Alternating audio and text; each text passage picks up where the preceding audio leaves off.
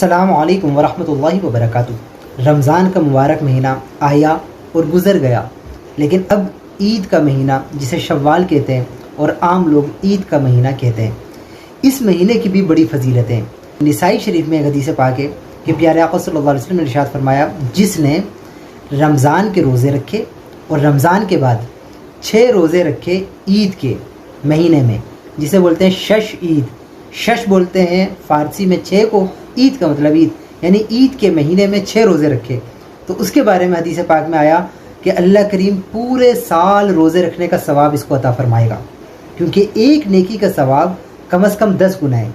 ایک مہینے کے روزے رکھے تو وہ ایسا ہے جیسے اس نے 10 مہینے کے روزے رکھے، 10 مہینے کے روزے کا اس کو ثواب ملے گا، اور باقی 6 روزے رکھے گا تو 3 روزے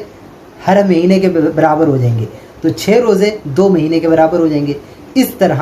12 مہینے ہو جائیں گے، تو پورا سال روزے رکھنے کا ثواب۔ اور اسی طرح یہ حدیث پاک ہے مسلم شریف میں، اس میں پیارے آقا صلی اللہ علیہ وسلم نے ارشاد فرمایا کہ اگر کسی نے رمضان کے روزے رکھے اور رمضان کے بعد پھر اس نے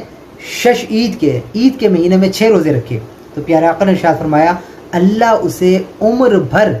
یعنی ساری زندگی روزے رکھنے کا ثواب عطا فرمائے گا۔ تو ضرور اس سے فائدہ اٹھائیں کہ یہ جو مبارک دن چل رہے ہیں کہ اس میں 6 روزے صرف رکھ لیں، دونوں میں سے دونوں فضیلتیں انشاءاللہ حاصل ہوں گی، پورا سال روزے کا ثواب بھی اور پوری زندگی روزے کا ثواب بھی اللہ پاک عطا فرمائے گا۔